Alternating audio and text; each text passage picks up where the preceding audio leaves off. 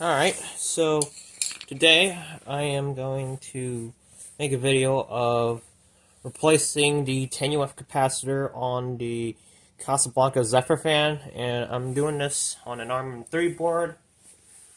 Now, it will work for every generation of computerized fan, such as InteliTouch, ComfortTouch.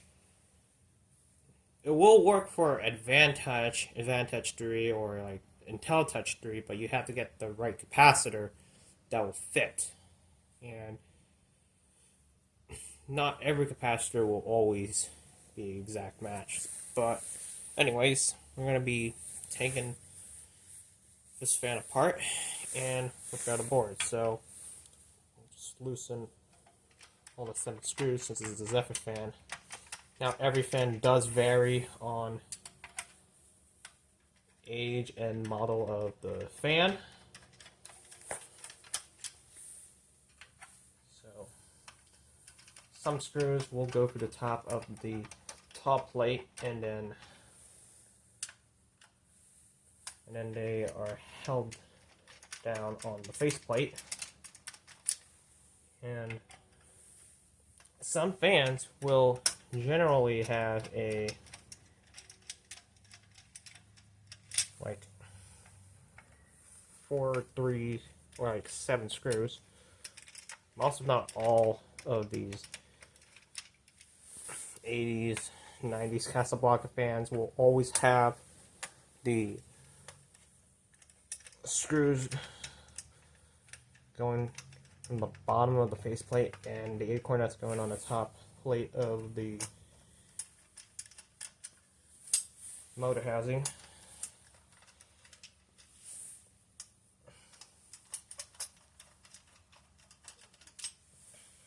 Okay, loosen all up. Okay, now the housing can be removed.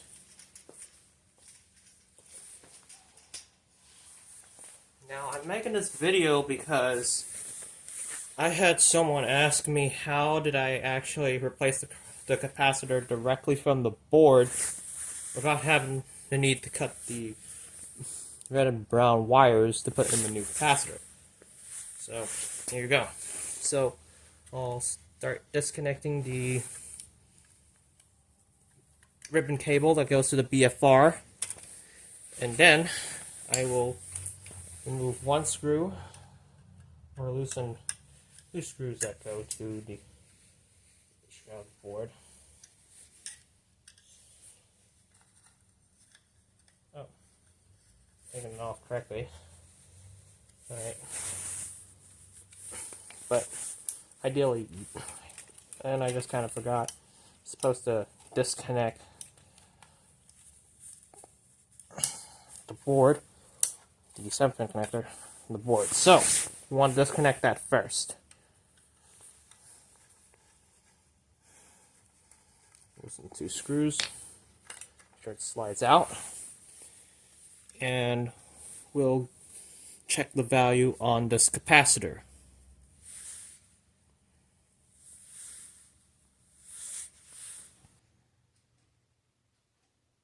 Alright, with the board removed, now we can check the capacitor value to see how much it drifted.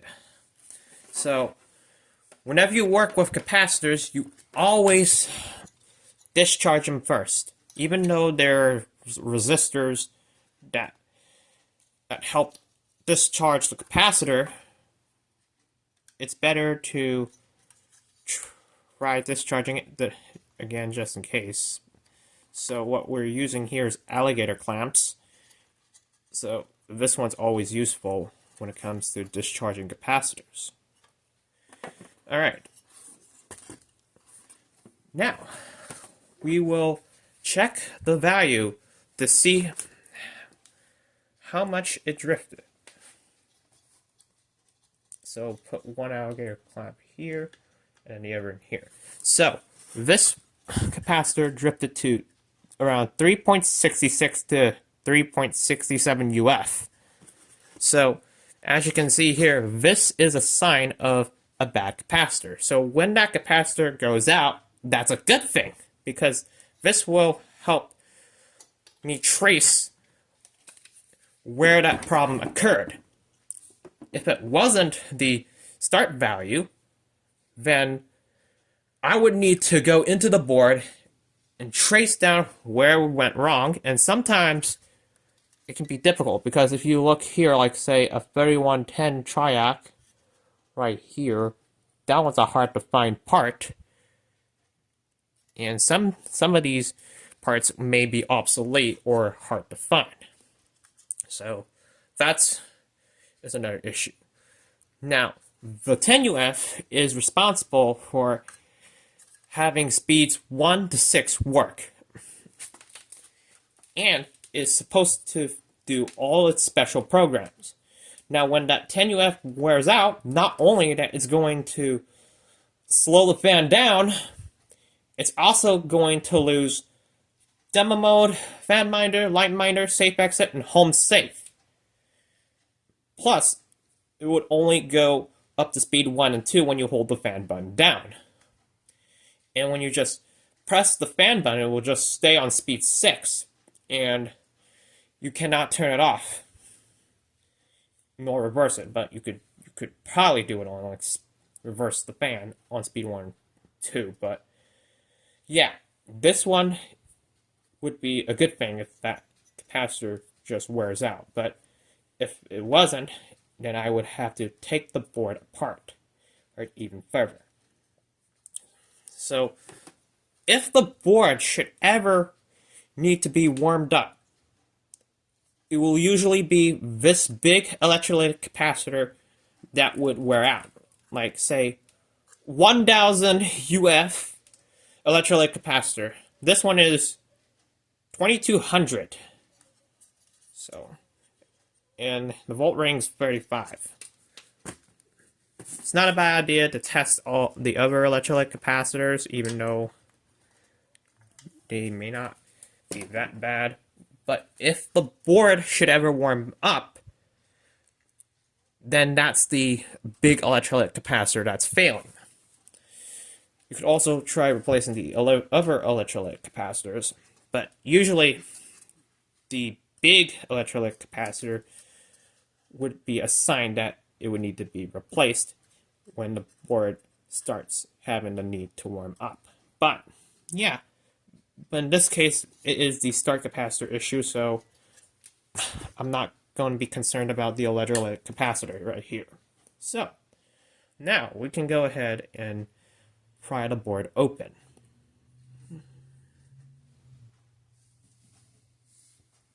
Now let's get into the board. So, we're only focusing on the RMM, not the LDM portion right here. Now, for RMM1 fans, you'll have a plastic casing with the PC board held down by 2 screws. And you'll have a MPA, axle, and oval capacitor right here. The LDM would be in the switch housing. RMM2 and 3s, you will have a MPT, the cylinder axial capacitor, or an MPA capacitor right here on the left side. So notice here that you have enough room to put in the MPT capacitor. For RMM4, 5, and RCM comfort touch boards, you will have a MPA capacitor right here, approximately where my finger is at. So right here. So you'll have an MPA capacitor right there. And the MPA capacitors will not have enough room for the MPT capacitor to be placed in. So, yeah. And RMM2 and boards will have a ceramic resistors and no semiconductors right here. RMM3s will have the dog bone resistors, and you will have the 2 semiconductors right up on the board. So what we're going to do is slide these semiconductors out, and there is thermal paste right here. So you want to take these two off. Sometimes they can be a bit stubborn, and you will need to take a little flathead screwdriver, small enough to pry it out. So now we're going to go ahead and pry open the board. It's a bit difficult to do it, but some boards can be easy to work with, some of them can be hard. So this one, we're going to pry this one open from the bottom.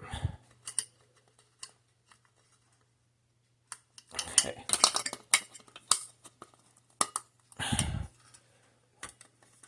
I'm prying this open from the bottom since this one's a bit easier.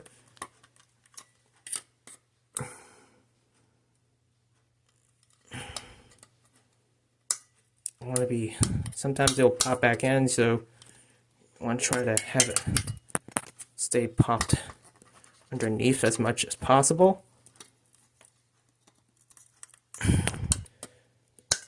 Alright, so now it does take a few tries to get this to put underneath. Sometimes. Okay, so now we're going to pry this out. Some of them will not pry out all the way fully, so it does take practice. Okay. So now, with that out of the way, yeah, it's not really getting out of the way. Let's go ahead and pry even more. Now the board is came right off. Now you want to be careful with the ribbon cable. Sometimes they can break, so you want to be very cautious and gentle with it. And sometimes you will have a ribbon cable with AWG wires in there, so you don't want to hurt the board in any certain way. So yeah, and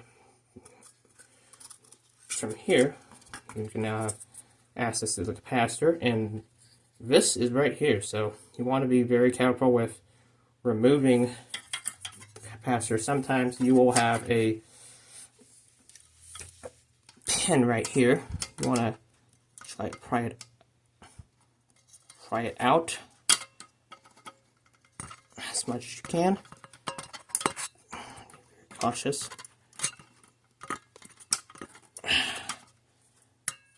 And some of these clips may hold the board down. So yeah, this one's a little tedious, so I will do this off camera.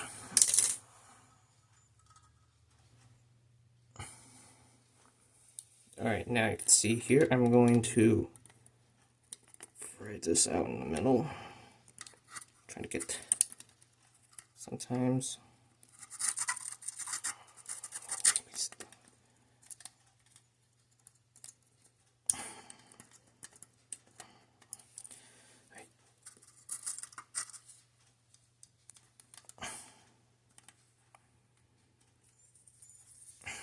Okay.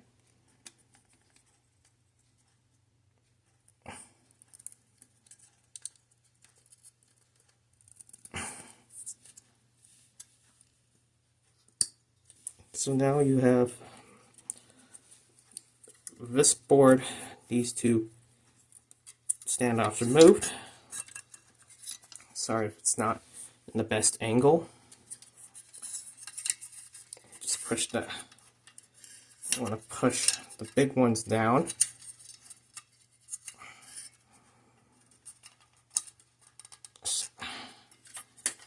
Not that good. Done. So now you want to push these two in, these two standoffs in. So now you want to push those two in. So we can now have access to the board.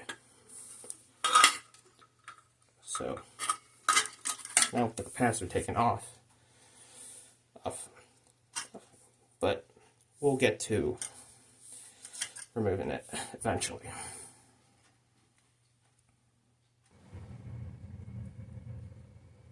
I do apologize if there's background noise. So what I'm going to do here is apply no clean flux paste. And sometimes if you have a flux that needs to be cleaned, you'll have to clean the flux. We'll take a small rosin core, which is at least in a 0.031 diameter. I'll take a few pieces of the rosin core, no clean flux, apply it on the board.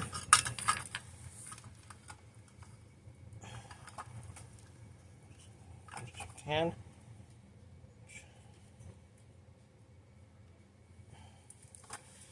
Because the purpose of using flux is to actually try to remove the board. So we're going to take our soldering extractor and that soldering pump and try to extract it.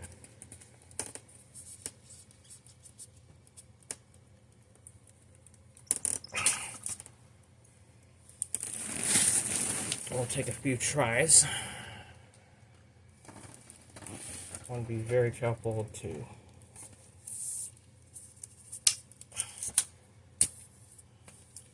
remove all that solder.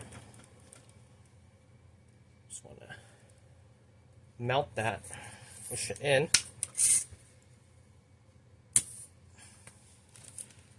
And try to see if I can wiggle the board right out. Sometimes you do need to give it a bit more flux.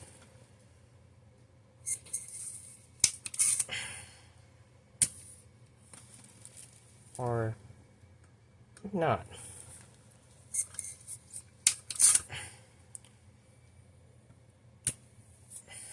Okay. Now one side came right out. Now I just got to deal with the other side. Let's see if it come right out. Oh, yeah. Oh, no. It did not come right out. Okay. So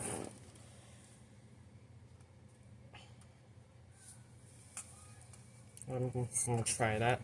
Apologize for the AC going on. And now we shall see if that came right out of the board. Oh.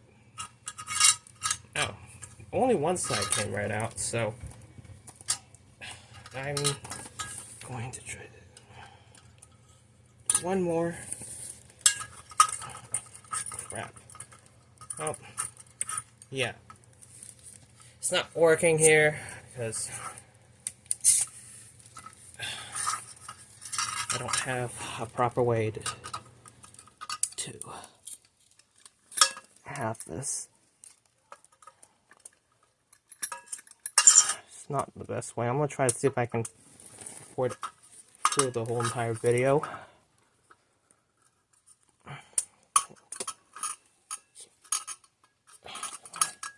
Come on. Okay. Let's see if I can put this right out. Okay.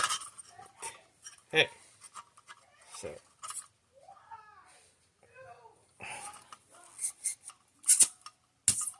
Alright.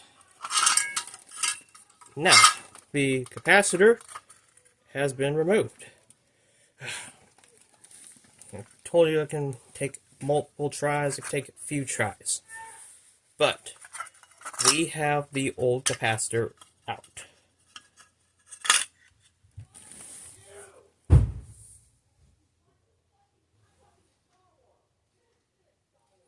Okay, I apologize if you hear my brother in the background. So this is the new capacitor I have. This is an MPT 10UF capacitor, which will work with RMM2 and 3. RMM1, 3, oh no, 1, 4, 5, and RCM boards will need to have an MPA capacitor. So this one here, we want to check to see if the capacitor is charged, even though when new they don't usually are charged. And there's no charge coming out of it. We will take the capacitor meter. This is so, just in case, if you need to replace the capacitor again, this always is useful. So we got 10 UF on it, so that's good. So sometimes capacitors can be defected from factory. And a capacitor meter always is the solution to it. And sometimes the capacitor meter can be integrated with the multimeter. So with this capacitor in good shape when new, we can now put in the new capacitor. However, I also want to point out, with MPA capacitor, you can use it for different generations of boards, RMM 1, 2, 3, 4, and 5. You can also use it on RCM. But you can also use MPT for RMM 2 and 3.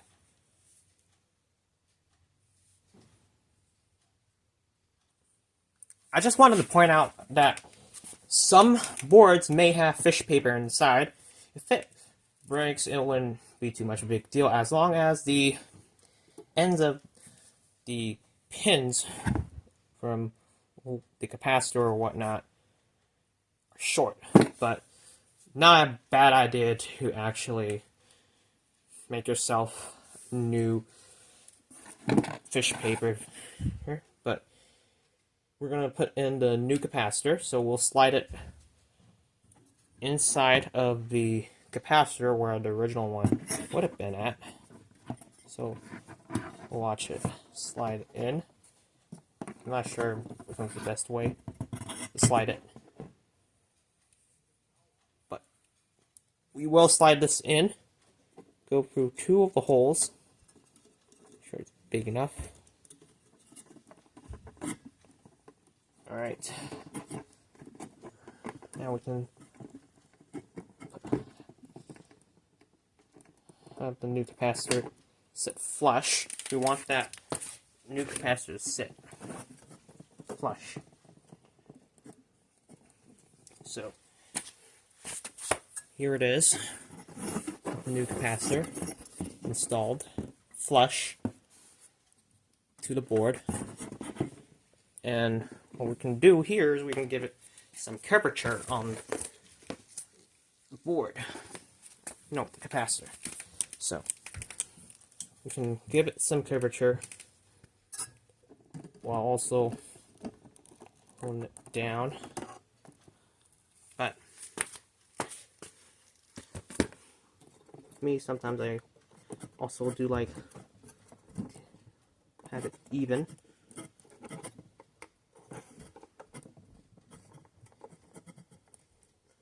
Sure it sits flush, but it's not the final result of the capacitor, so yeah.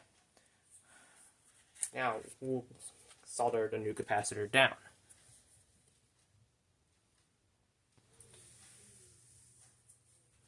Lastly, we're gonna go ahead and put in some soldering. So, what you do here is you want the sponge to be wet.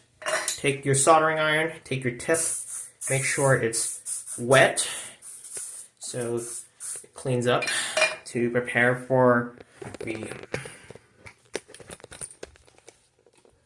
soldering. This is to prepare for the core. So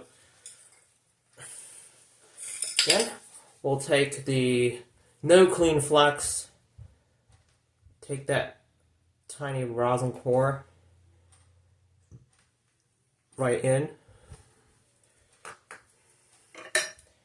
clean off the tip.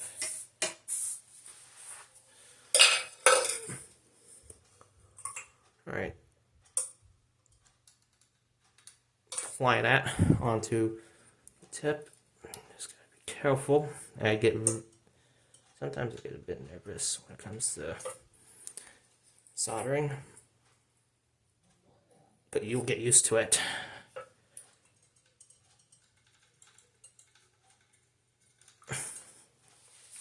Alright.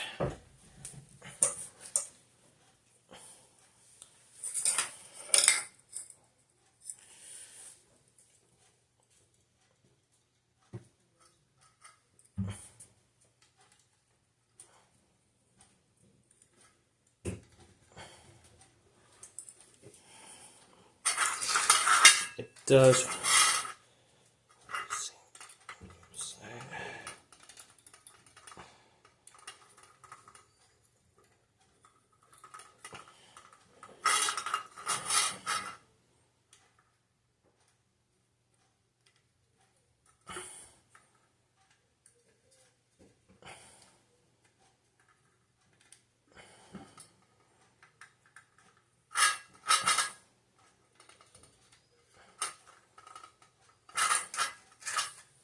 Okay.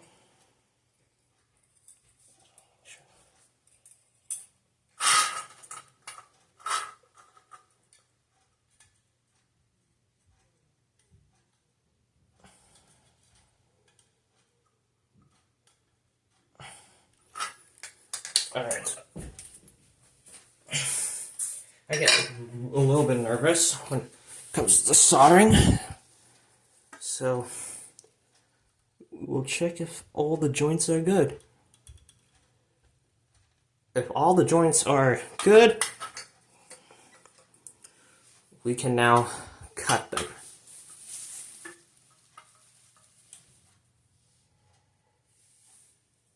Alright, now you want to cut it short enough to the point where it doesn't touch the two terminals.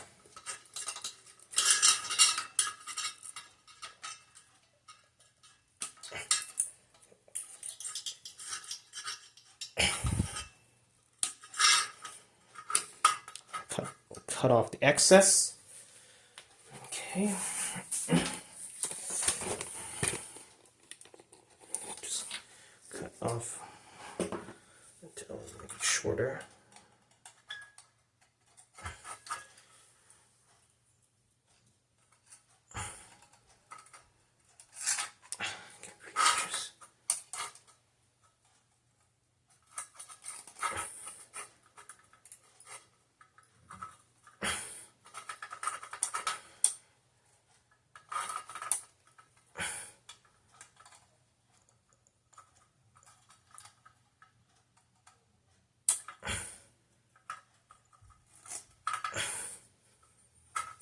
Cut that short enough. Okay. Now we will push the board right back in.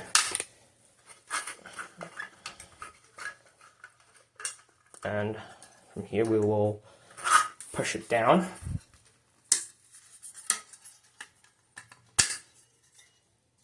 Just gotta make sure, double check to make sure it does not touch the shroud. And yes, two ends do not touch the shroud. Make sure the capacitor stays put. Yep, the capacitor is staying in put. So now we will now put this board back onto the fan, but we also want to get all these semiconductors back on first.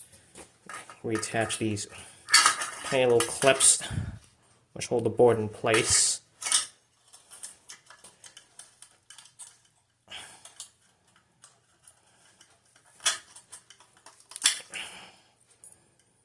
And then we'll do the same thing. So now with two of these semiconductor clips back on, it's time to do the real test.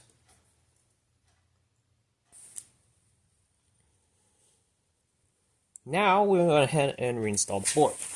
So you want your 7-pin connector to go to where the 7-pin goes, and you got the BFR, your ribbon cable, or your 10-pin harness if it's an RMM1 fan. So we'll slide the board right in.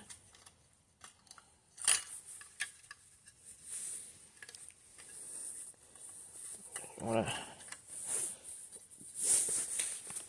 tighten the board down, give us some room to work with. All right.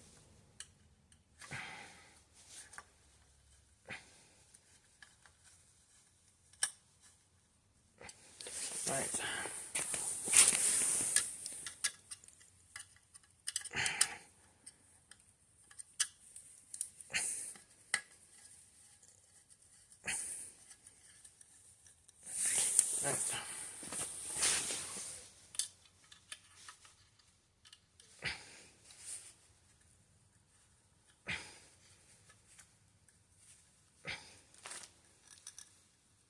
Okay, now we will put back the 7-pin connector. Let's start with that first. And then the ribbon cable or the 10-pin connector. Slide that back in. Them are plugged in.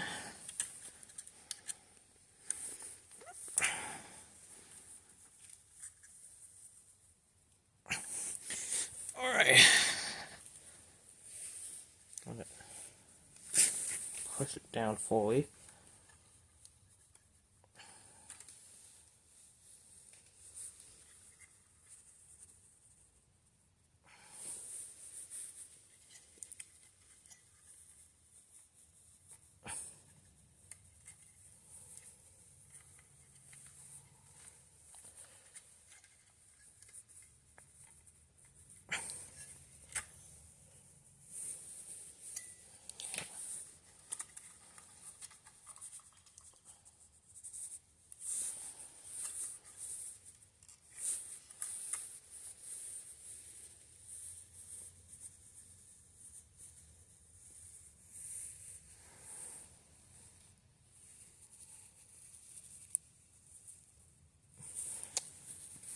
Okay, now the board is reconnected. So, from here, I will test the fan. So, I'm just going to make sure the power's off. So, leave the motor housing apart so I know where it went wrong. So, we'll test the fan.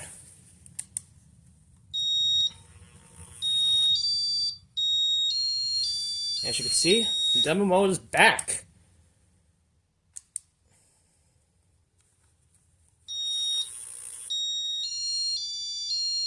Home safe works again.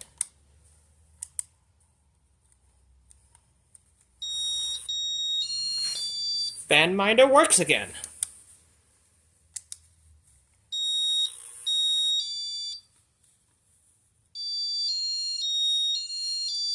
Light minder works.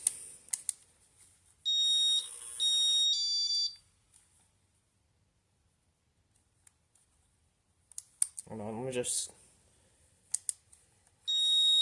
Oh. Just...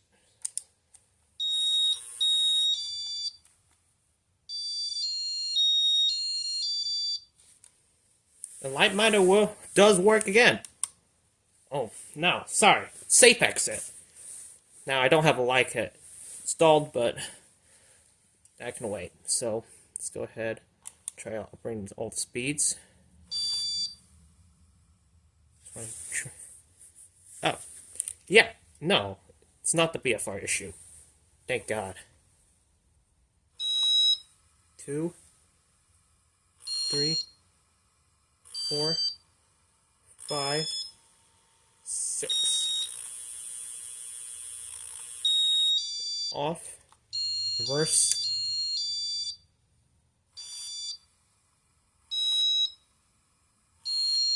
3, 4, 5, 6.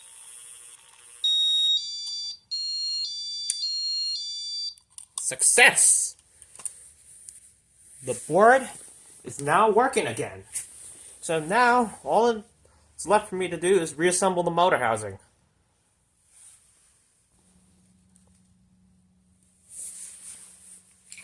Now we're going to go ahead and reassemble the motor housing. I did put the housing on off camera because this is pretty much annoying to deal with if you work on a Casablanca fan with a sideband that is taped on its groove, and it's a little bit annoying. But here's what it is, so I'll go ahead and screw in the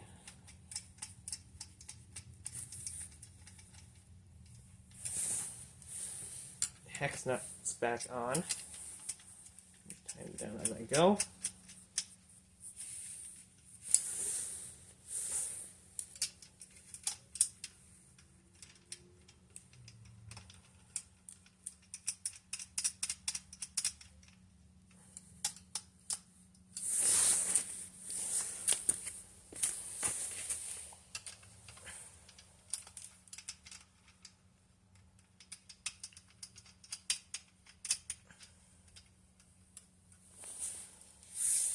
Five.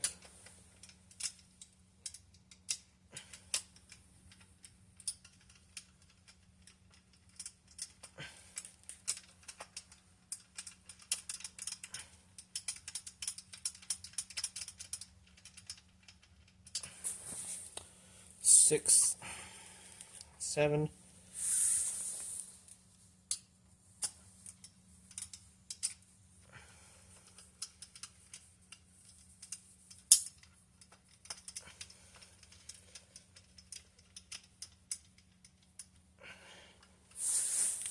Seven. Flat screw.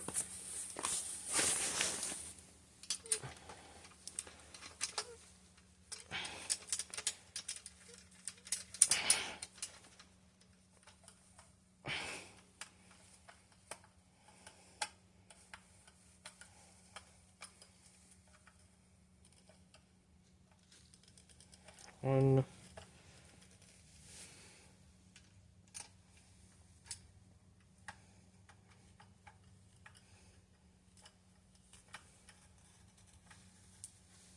Two.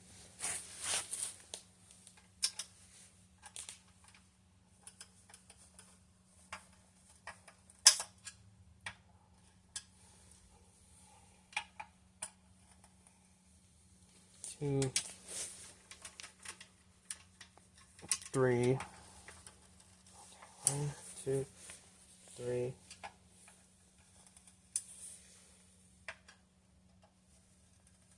4.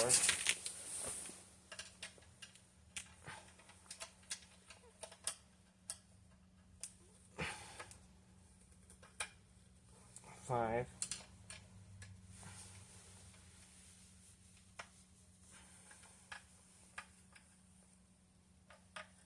6.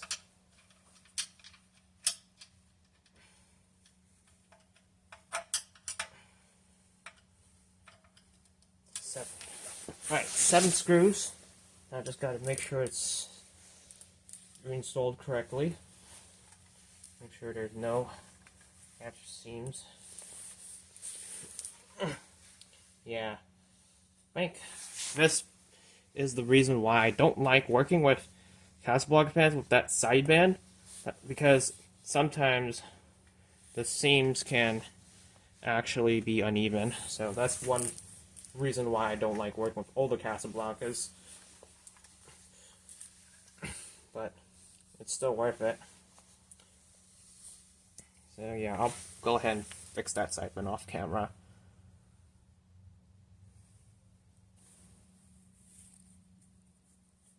Alright, motor housing is back on, and reassembled correctly. Now, I really hate working on 80s and 90s Casablancas for that reason. It's because the sideband was taped by its seam.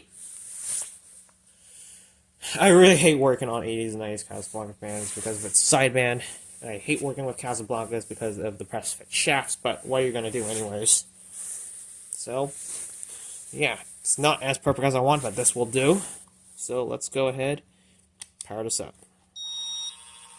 I'll do just a quick and dirty run video once again, just so I know it works.